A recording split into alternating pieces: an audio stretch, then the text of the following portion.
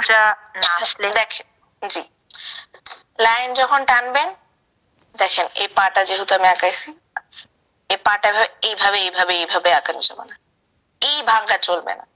ধরেন লাইন একটা আঁকাইলেন, এর উপরে আর একটা বেঁকা হইলো, এরকম আস্তে আস্তে আপনি একটা সোজা আপনার যে পছন্দের লাইন সেটা টানতে পারেন।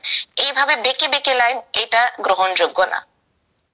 টিচাররা এই লাইনটা পছন্দ করে না। এইভাবে একটু একটু করে সোজা লাইন দিব, এইভাবে না, একটানে প্র্যাকটিস করতে হবে যেন সোজা লাইন আসে। এইভাবে দেখেন, বারবার লাইন দিতে, হালকা হালকা লাইন দিতে দিতে আপনার পছন্দ হচ্ছে না, দেন এই দেখেন বেঁকে যাচ্ছে। একটা সোজা লাইন দিলেন, এটা ফাইনাল লাইন দিলেন, এটার উপর ফাইনাল লাইন দিলেন, কিন্তু বেঁকে বেঁকে এভাবে লাইন দেওয়া যাবে না। এতে ড্রয়িং এর লুক খারাপ হয়, আর এভাবে ড্রয়িং করার নিয়ম না। তো আমরা পা আঁকানো বুঝতে পেরেছি।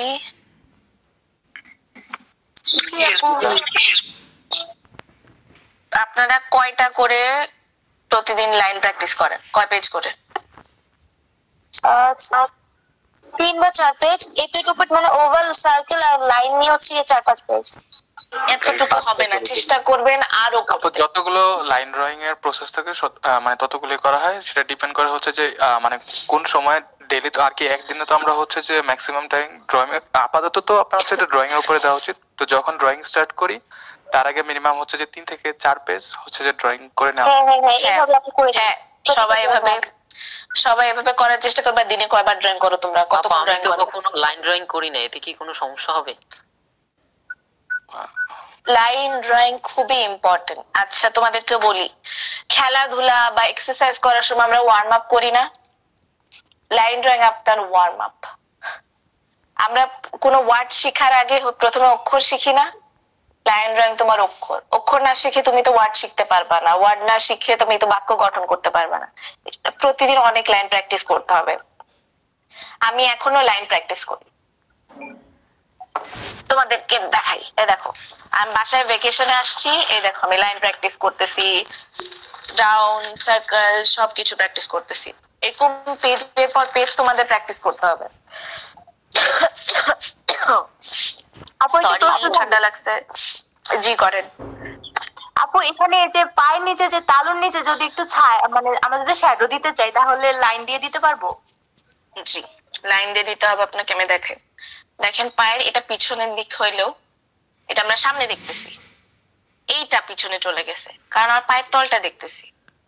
এটা আমরা ডার্ক লাইন দিয়ে ভাবে বুঝাবো। দেখেন এখানে হালকা একটা রাউন্ড শেপ আসে, এইভাবে এখানে একটা শেপ আসে মানুষের পায়ে। আপনারা অনলাইনে একদম মানুষের পায়ের ছবি দেখবেন, বা বাসায় যারা আছে তাদের পায়ের ছবি তুলে আপনারা ড্রয়িং করবেন। আপু এটা ড্রয়িং আমি বলতে আমরা যদি একটা টেবিলে একটা বস্তু রাখি, ওইটা ছায়াটা যায় পড়ে না বাঁকা ভাবে নিচে মাটিতে? না ছায়া আঁকতে পারবেন না। ছায়াটা আপনাকে এভাবে দেখেন, এইভাবে দেখেন, এইভাবে হালকা লাইন দিতে হবে। এই লাইন গুলো খেয়াল করতে হবে, দিতে দিতে যেন শেড না মনে হয়। হালকা লাইন দিয়ে দেখাতে হবে।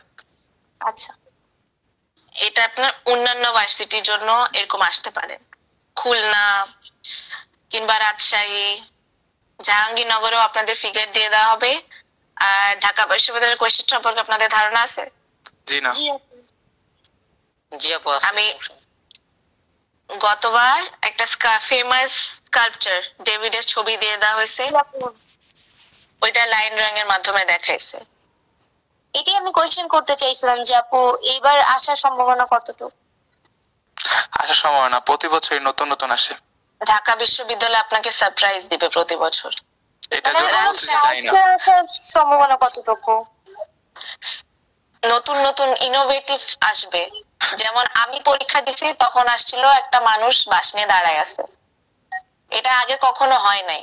আগের বার প্রত্যেকবার হচ্ছে এমসিকিউ আর ড্রয়িং আলাদা হইতো, এবার ওইবারই প্রথম একসাথে হয়েছে, এভাবে ড্রয়িং দিয়ে দেওয়া হয়েছে। আগে এরকম কোনোবার হয় নাই। এর পরের